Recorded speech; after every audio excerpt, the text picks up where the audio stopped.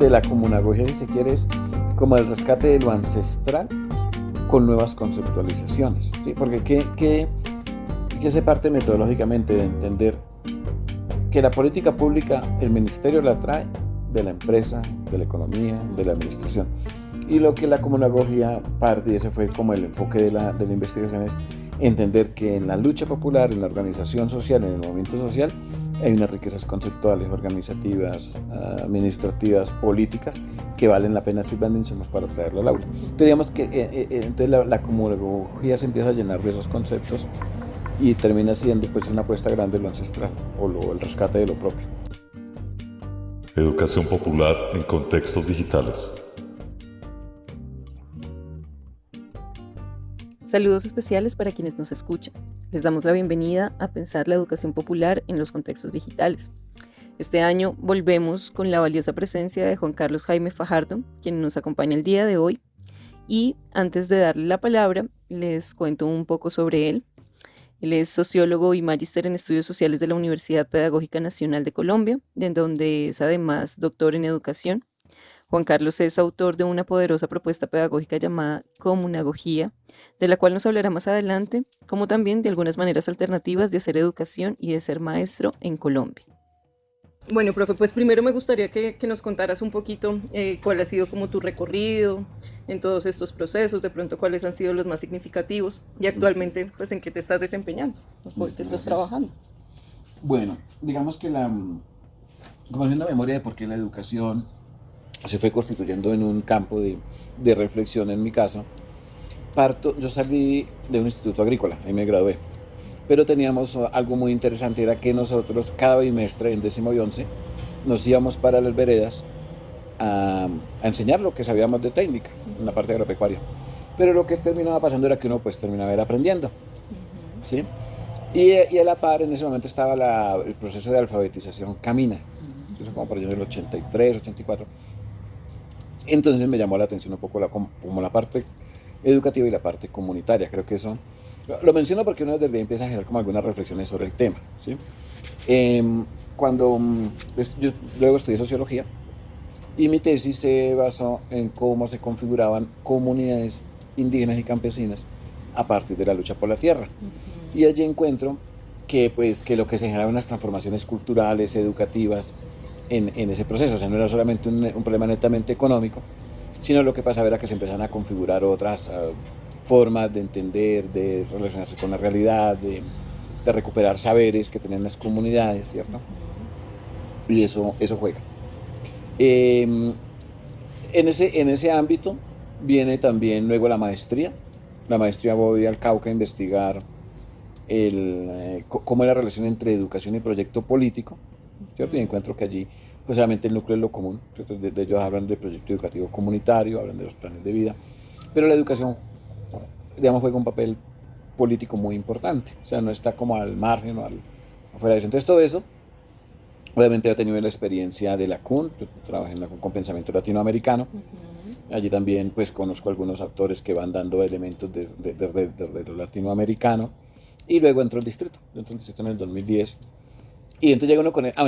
Y hay una experiencia muy, muy bonita en Nariño en el año 1999-2000, que llegamos con una propuesta de educación y era una zona muy dispersa de afros, de indígenas, de campesinos. Y allí con profes de la Mariana, organizamos un colegio, se llama el Colegio Viajero de la Montaña. Y era un colegio de áreas integradas, muy ligado a los comités de trabajo que ellos tenían, y el colegio se constituyó como en un actor político, si se quiere, organizativo, obviamente comunitario, ¿cierto? Muy ligado a los problemas de la región. Entonces cuando llego al distrito, pues llego con esa experiencia, con esos antecedentes. Perdón, hay una pregunta, ¿era autogestionado ese colegio que formaba? Digamos, ese colegio inicialmente fue por iniciativa de profes que estaban haciendo la licenciatura en primaria, y terminó al final financiando una parte, el resguardo del SANDE, un resguardo indígena, financió materiales y algo nos dio a quienes estábamos promoviendo la idea, pero fue más de autogestión de la comunidad, ¿sí? Fue un colegio más de autogestión, incluso que se trató de replicar posteriormente en el norte de Nariño, y lo que se hacía inicialmente era una nivelación, o sea, como recoger población campesina que estaba en analfabetismo o en niveles de no primaria. Entonces lo que hicieron pues niveles, entonces, bueno, en el caso de allá de Samaniego, que fue en Samaniego, Barbacoa, Santa Cruz, como una frontera allí montañosa, se logra formalizar hasta noveno. Ese fue el proyecto. Acá en el norte, se llama así Colegio Comunitario de Colón, se hizo un proceso de nivelación totalmente autogestionado. De hecho, los campesinos lo que hicieron fue, hicimos eso, una campaña de reforestación, y por la reforestación nos dieron algunos recursos para compra de cartillas y pago de maestros. También fue autogestionado, pero ahí solamente fue nivelación, ahí no se logró trascender, porque ya llegó la ley 715 y a la directora de núcleo, a los profes de la región les dio temor que nos metiéramos porque les sacábamos los estudiantes. Entonces ahí, bueno. Entonces llego con esos acumulados al colegio y me estrello con unos formatos. Entonces yo me acuerdo que el formato decía estándares, ¿no? Me acuerdo tanto de eso. Y yo cuando escuché la palabra estándar me acordé de unas tapas de las pimpinas de gasolina, que eran, decían que eso es estandarizado, uno iba a la ferretería y conseguía tapas estandarizadas. Y yo, ¿esa vaina qué será? ¿No? Yo no soy licenciado, entonces no venía con ese discurso, no sé si allá lo den, pero a mí el tema de estándar me chocó. Claro. Y tenía que llenar un formato y yo dije, ¿esa vaina qué será? Pues obviamente lo llené, lo que pude pues lo llené, pero me generó como cuestionamiento. Yo dije, ¿esa vaina qué será? Porque no es lo que uno espera, y el colegio al margen, antes los padres de familia distantes, el colegio, pues no, o sea, era una cosa, una burbuja, o sea, nada que ver con el barrio. Además, pues veía incluso compañeros que eran de la dirigencia sindical, que en una narrativa revolucionaria, pero una práctica muy autoritaria, o sea, unas cosas. Entonces me acuerdo, bueno, llegué alguna vez y hice un curso predoctoral, pero ¿con qué intención? Yo decía, esto hay que pensarse una educación alternativa, imposible que uno no pueda darse, que el colegio se abra a la comunidad, que el maestro y el estudiante tenga otro vínculo. Conocí unos elementos de pedagogía social que llaman así en España, que ese era el doctorado. Al fin terminé, cuando ya me di cuenta que en la pedagógica lo abrieron, lo hice en la pedagógica, y llegué con una propuesta que es una educación alternativa. Ya pues tenía los antecedentes, mi base principal va a ser Cauca nuevamente, Oaxaca. ¿México? ¿Oaxaca? México, ajá. Y encuentro que ellos tienen unas cosas muy, muy ricas en lo educativo, desde lo propio, desde lo comunitario. Y empecé a como analizar elementos similares entre una y otra experiencia de Cauca y Oaxaca. Y digamos como que logro comprender que todo es en común, la evaluación, la planeación, la formación, la proyección es en común. Y así que uno empieza como a echarle cabeza, bueno, y cómo sintetizar lo que está pasando ahí, y ahí viene y surge el concepto de comunagogía, ¿sí? Entonces digo, claro, lo que ellos hacen es comunagogía, ¿sí? Y entonces ya con esa idea empiezo como a mirar, bueno, ¿y qué caracteriza la comunagogía? Y empiezo como a reconocer que hay como unas tendencias, si se quiere, en las prácticas educativas de ellos, ¿cierto?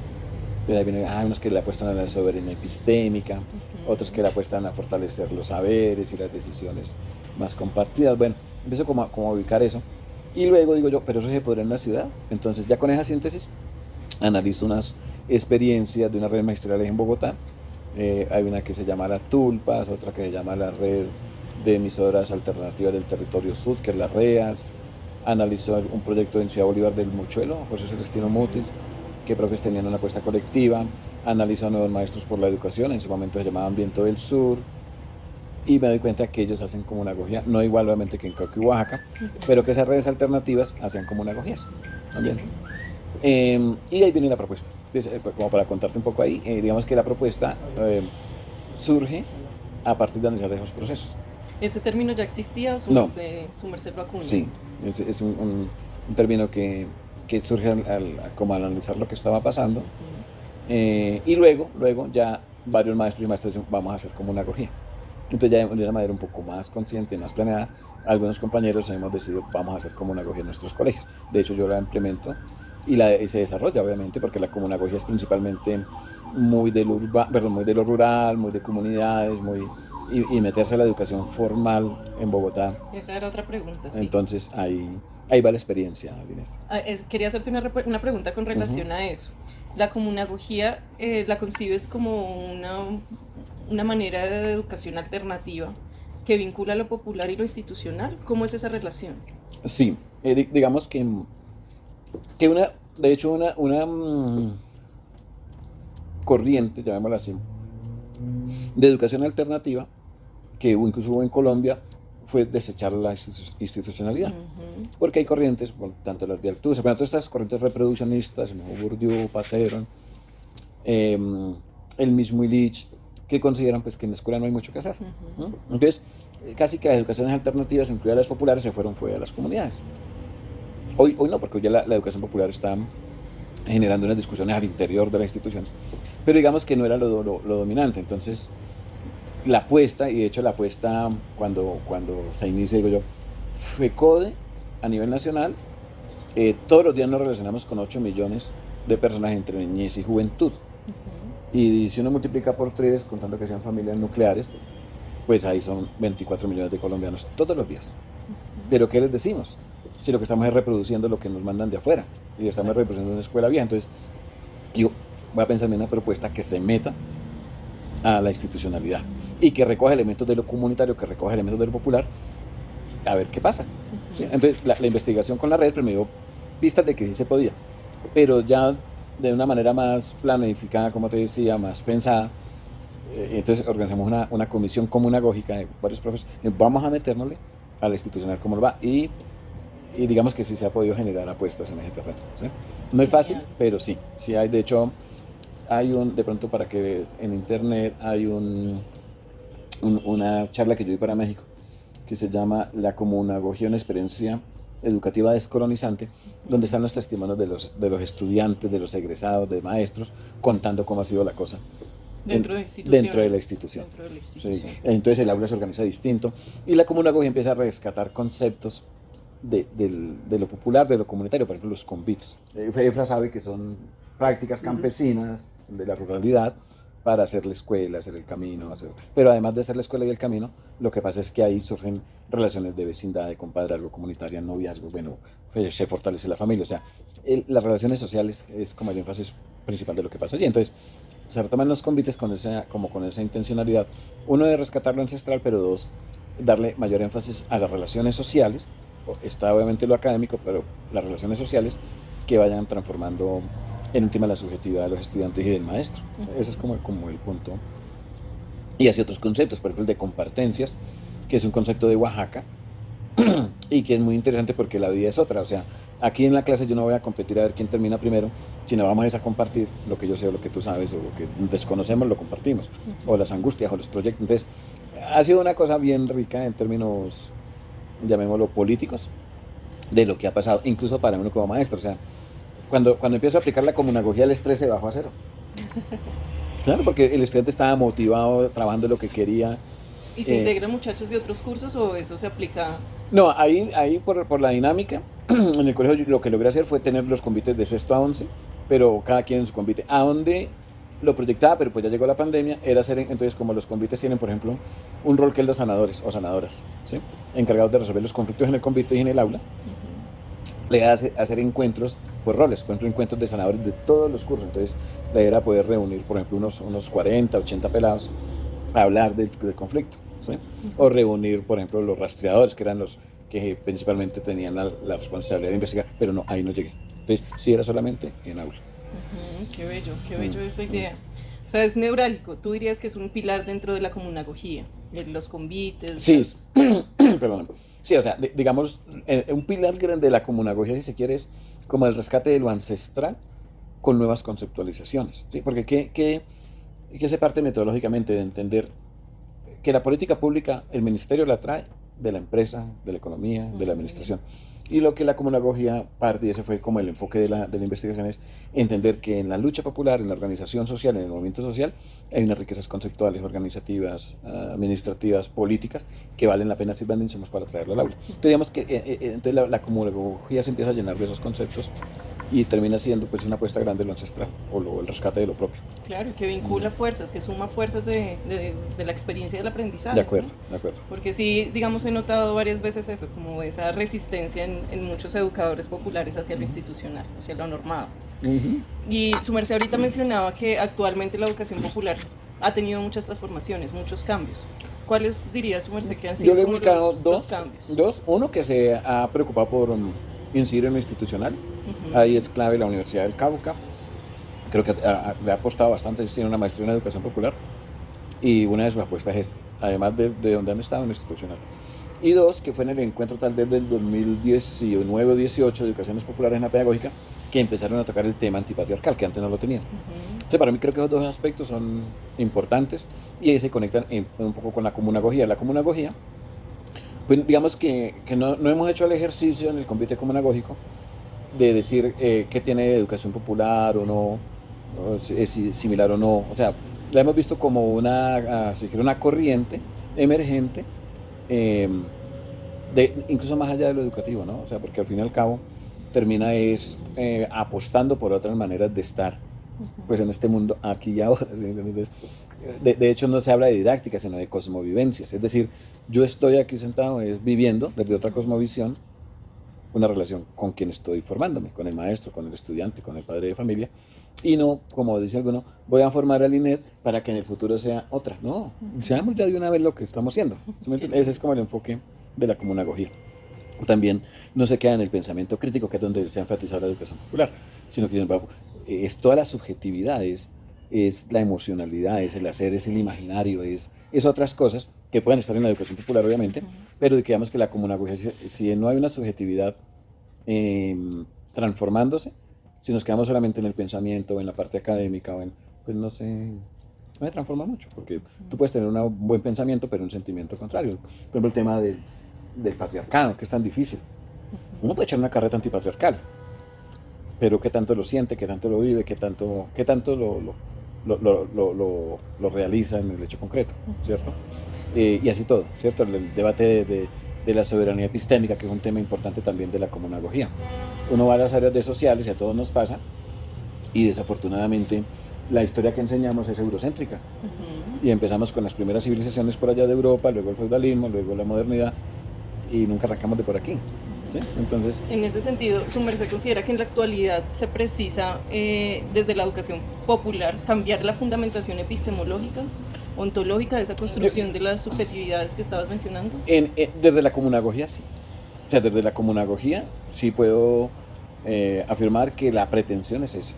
¿Sí? De hecho, pensarnos otras maneras ontológicas, si se quiere, de nuestra existencia, del para qué estamos, de nuestra relación con la naturaleza, entre los seres humanos, los demás seres vivos, también epistémicas, ¿cierto? Una ruptura con lógicas positivistas, si se quiere, incluido que a veces nos han vendido la idea de que la ciencia lo resuelve todo, y resulta que hay elementos de la ciencia que destruyen todo.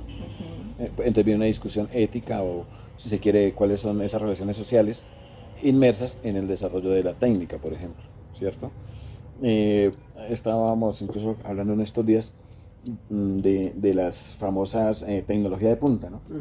Y uno se pregunta, pero si uno se va a lo ancestral, puede que no sea de punta, pero es más avanzada, más ética que unas que hay hoy, que nos presentan como lo más desarrollado. Entonces, digamos que en ese terreno, la comunagogía sí tiene una discusión. De hecho, en el libro que te compartí hay una discusión, la comunagogía y la ciencia, que tiene que ver con eso, o como otras apuestas éticas, epistémicas, si se quiere, de lo que debería ser la existencia del ser humano. Su merced, ¿cómo concibe eso? Pues la ciencia y la llegada de las nuevas tecnologías como una oportunidad, como una dificultad, ¿cómo lo calificaría? Digamos que lo principal es preguntarnos, primero, reflexionar y cuestionar que no todo desarrollo tecnológico genera bienestar. ¿Sí? Y ejemplos es práctico, o sea, es un desarrollo, ¿cierto? La manipulación genética. ¿Sí? O sea, eso hay que mirarlo con filtro, por llamarlo de alguna manera. Entonces, un cuestionamiento a esa linealidad de progreso que nos han querido vender en última, ¿cierto? Y decir que hay fuerzas, unas son productivas, otras son destructivas, como mismo Marx lo planteó. Yo creo que eso cuenta. Uno, eso. Y dos, en relación con qué se desarrollan las ciencias, ¿cierto? Entonces, nos llamó la atención en un pueblito de México, es antes de Tlahuitantepec y no me acuerdo el nombre ahorita. Y resulta que ellos no dejaron colocar esas antenas de celular. ¿Por qué? Porque les destruían las abejas. Y al destruir las abejas les sacaban toda la riqueza y la diversidad agrícola que tenían, porque quién hace el proceso de polinización. Entonces uno dice, no, pues qué gente tan atrasada, pero viéndolo un poquitico más despacio, creo que tienen razón, ¿sí? Al decir, no nos destruyan el ecosistema que tenemos aquí organizado, ¿cierto? Entonces, desde esa postura, la comunagogía dice, pues las comunidades, ¿cuál es su vínculo, cuál es su relación, cuál es su concepción respecto a la tecnología? Entonces entra el otro aspecto, y es que además de no considerarla lineal, las comunidades tengan la capacidad de decidir el uso o no, ¿cierto? Como por ejemplo el fracking, ¿cierto? O sea, pues alguno puede argumentar que es lo más desarrollado que para sacar petróleo, pero también hay argumentos que no, esa cosa nos destruye el territorio, nos destruye el agua, nos destruye la vida, no la queremos. Entonces desde ahí la comunagogía tiene como ese, pues le da relevancia a esa voz de las comunidades, a esos saberes que dicen por ahí no es la cosa. Por ejemplo, el debate de la menguante y la creciente, que a veces se vende como un mito. La gran industria agrícola, tanto de agroquímicos, fungicidas, insecticidas, dijo eso no vale, eso no cuenta, ¿cierto? Porque uno puede hacerlo en cualquier momento, pero uno va al hecho concreto y un árbol cortado en menguante dura más que un árbol cortado en creciente. Y eso pues sencillamente porque la savia, cuando se seca el árbol cortado en creciente, queda más poroso y se mete el comegenes. Ellos dicen, no, pues para eso tenemos nosotros los químicos que resuelven eso, ¿cierto? Entonces, desde la lógica de la gran industria, pues hay un enfoque, desde la lógica de los saberes hay otra. Entonces creo que también eso cuenta, no es neutral, la tecnología no es neutral, la que sea, tiene unos intereses. Cuando llegó la pandemia, su merced, ¿cómo se pensó la comunagogía? Bueno, ¿Qué pasó ahí? no, interesante porque ese fue un reto porque decíamos, bueno, y nosotros acostumbrados al territorio, a la comunidad, ¿cómo hacerlo? Y vea que salió bueno, varias, pero hubo una muy interesante que fue, como el enfoque eran los convites, entonces hicieron los convites familiares. Entonces, en ese momento se disparó incluso el tema de violencia intrafamiliar, particularmente hacia las mujeres. Y entonces hicieron unas guías que se llamaban así, los derechos humanos en la Revolución Francesa desde una perspectiva de género. Bueno, creo que fue una guía que se trabajó. ¿Y qué pasó con ello? Entonces, el estudiante organizaba el convite con el abuelo, con la mamá, con el hermano, y además de que tocaban pues el tema de la Revolución Francesa, empezaron a realizar transformaciones en el hogar sobre las responsabilidades domésticas. Entonces, sí fue un reto, pero se logró sortear, vinculando a la familia al proceso de manera virtual, porque eso fue lo que pasó. ¿Sí? ¿De manera virtual? ¿Hicieron Sí. ustedes procesos virtuales? Sí, sí, claro. O sea, entonces por ejemplo, los convites eran familiares, pero eran virtuales, ¿cierto?